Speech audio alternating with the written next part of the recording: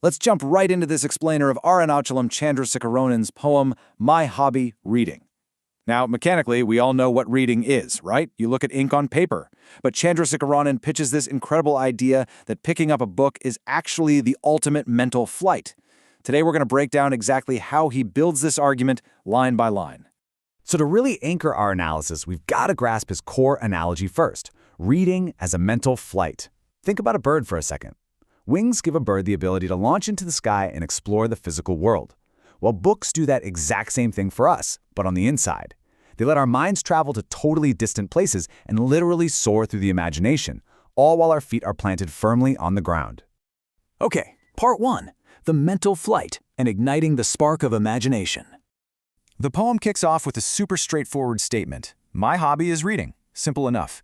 But then, he immediately drops this fascinating, almost mechanical result of reading. He says it helps him in thought breeding. This isn't just about passively absorbing a story, it's about what that story physically triggers inside you. Check out that specific word choice, breeding. In this context, it literally means procreation, or the active generation of thoughts. Reading is definitely not a passive activity where you're just an empty cup waiting to be filled.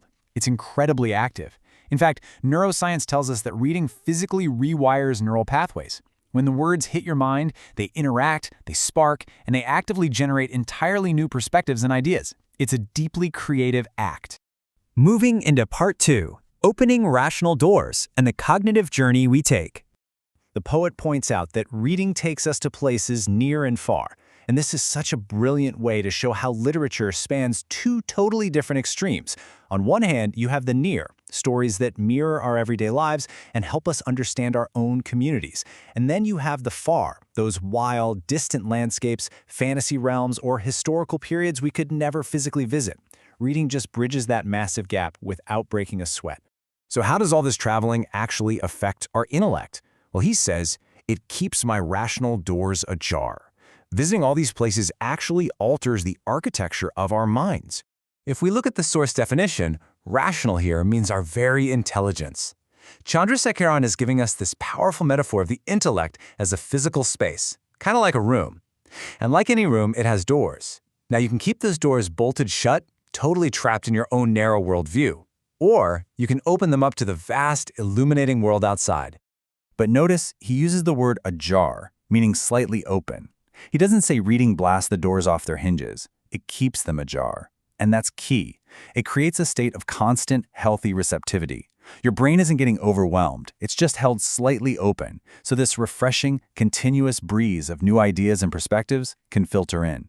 It keeps you sharp and agile. Which brings us to part 3, to cackle and cry, exploring the emotional spectrum. Because, look, books aren't just intellectual heavy lifters. There are emotional instructors, too. It teaches me to cackle and cry, he writes. From the absolute safety of a page, we get to navigate the extreme highs and lows of human feeling. We essentially get to practice empathy by living 1,000 different lives. It's a perfect dual spectrum. You've got the cackle, that sudden, informal, laugh-out-loud moment from a witty line. And right across from that, you have the cry, the deep, empathetic sorrow and heartbreak. Reading literally forces us to flex every single emotional muscle we possess. And that leads us to this beautifully simple couplet. Without wings, it lets me fly. This right here is the absolute core of the poem. It perfectly sums up the magic trick that happens every single time you crack open a spine. Even when we're physically stuck somewhere, sitting in a waiting room or lounging on the couch, the imagination and emotion inside those pages become our invisible wings. They pull us out of our physical constraints and give us this totally limitless mental flight.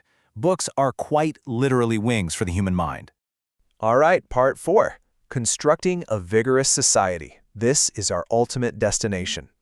Let's stack up everything we've talked about. Reading generates brand new thoughts. It transports us near and far. It keeps our intelligence gracefully open. It teaches us the full spectrum of emotion, and it acts as wings for the mind. When you pile all that up, reading shifts from just a quiet, solitary hobby into a massive tool for personal liberation. But what happens when you give that tool to everyone?